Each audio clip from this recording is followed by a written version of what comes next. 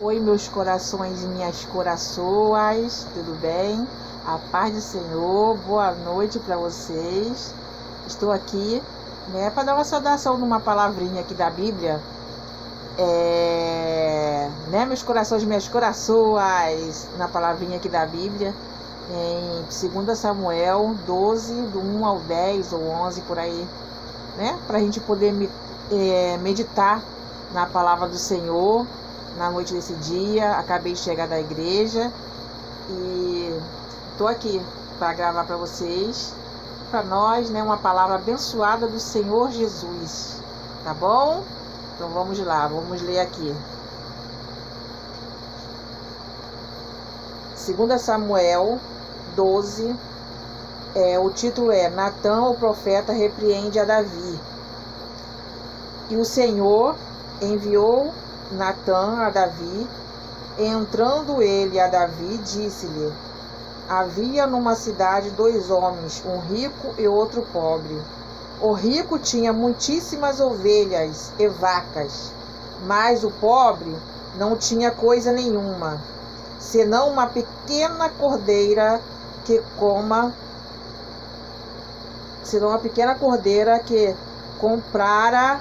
e criara. E ela havia crescido com ele e com seus filhos igualmente do seu bocado. Comia e do seu bocado comia, e do seu copo bebia, e dormia em seu regaço, e a tinha como filha.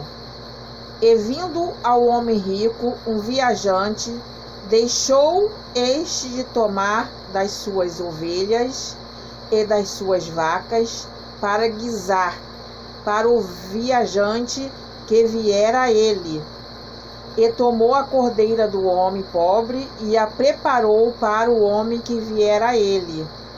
Então o furor de Davi se acendeu em grande maneira contra aquele homem e disse a Natã: vive o Senhor, que digno de morte é o homem que fez isso. E pela cordeira tornará a dar o quanto duplicado, porque fez tal coisa e porque não se compadeceu. Então disse Natã a Davi: tu és este homem. Assim diz o Senhor, Deus de Israel: eu te ungi rei sobre Israel, e eu te livrei das mãos de Saul, e te dei a casa de teu senhor e as mulheres de teu senhor em teu seio, e também te dei a casa de Israel e de Judá. E se isto é pouco, mais te acrescentaria tais e tais coisas. Porque desprezaste a palavra do Senhor, fazendo mal diante de seus olhos. A Urias, o Heteu, feriste a espada, e a sua mulher tomaste por sua mulher, e a ele mataste com a espada dos filhos de Amon. Agora, pois não se apartará a espada jamais da tua casa, porquanto me desprezaste e tomaste a mulher de Urias, o Heteu, para que te seja por mulher. Assim diz o Senhor: eis que suscitarei da tua mesma casa o mal sobre ti, e tornarei tuas mulheres perante os teus olhos, e as darei ao teu próximo, o qual se deitará com tuas mulheres perante este sol. Porque tu o fizeste em oculto, mas eu farei este negócio perante todo Israel e perante o sol. Então disse Davi a Natã: pequei contra o Senhor. E disse Natã a Davi: também o Senhor transpassou o teu pecado, não morrerás. Todavia, porquanto com este feito deste lugar sobremaneira a que os inimigos do Senhor blasfemem, também o filho que te nasceu certamente morrerá. vamos ficar, né, por enquanto até aqui, né? Vamos dar só uma explanadinha, né, rápida, né, da palavra do Senhor. Eu ia ler até o versículo 10, mas aí eu senti vontade de seguir, né? Porque isso aqui é a consequência do pecado, né? Davi era um homem abençoado, né? Abençoado por Jesus, né? Por Deus, que Jesus sempre existiu, né? Desde antes da fundação do mundo, mas naquela época se falava mais de Deus, né? De Deus. Aí veio falar de Jesus agora no Novo Testamento, mas ele sempre estava ali lado a lado com o Pai. Então, Davi, ele pecou grandemente, sendo que tudo que ele pedia a Deus lhe era concedido, como se fosse aquela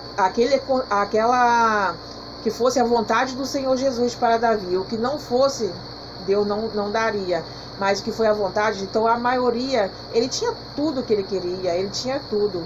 E Davi é considerado o segundo coração de Deus, né? Um homem segundo o coração de Deus.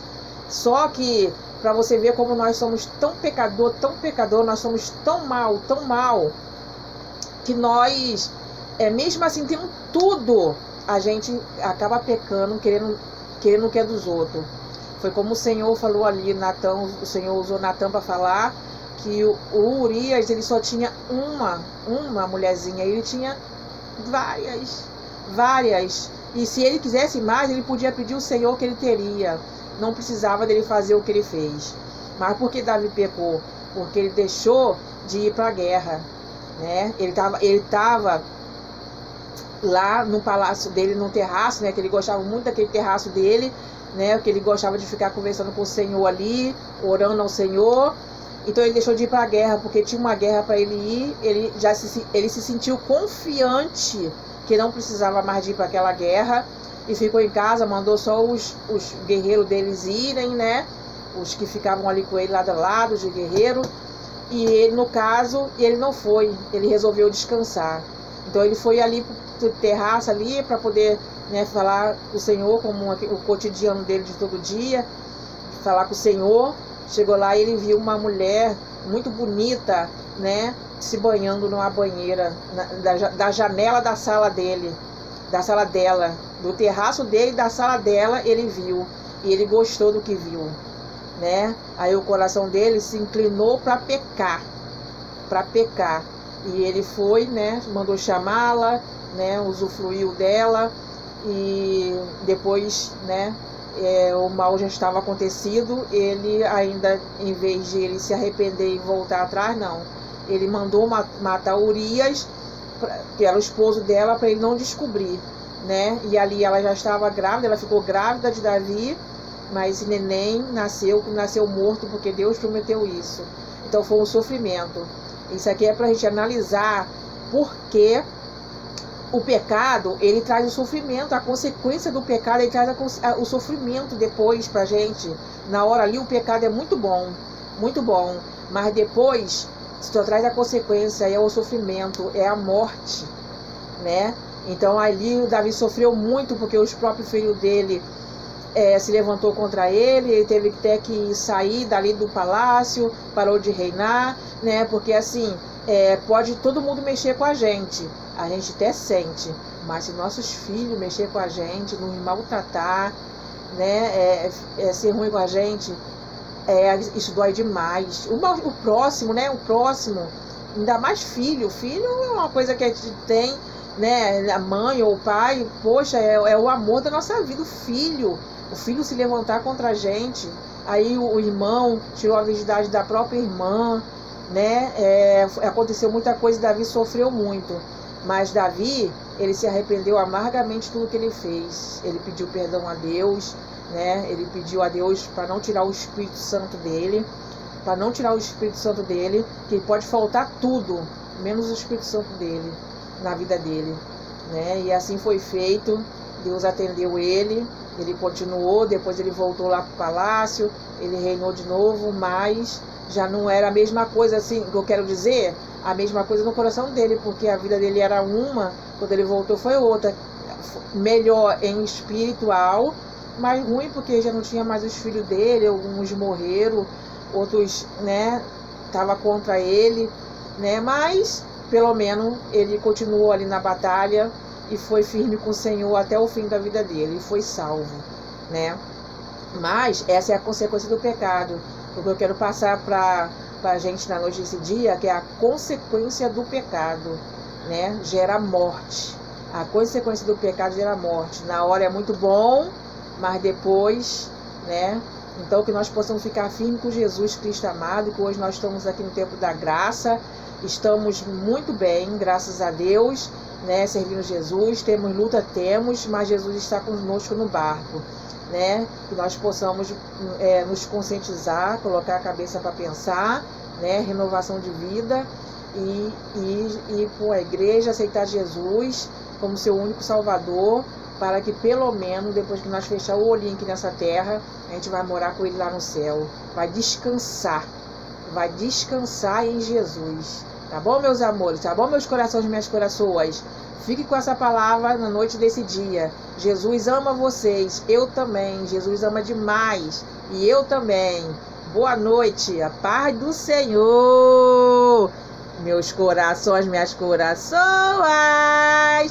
Beijo.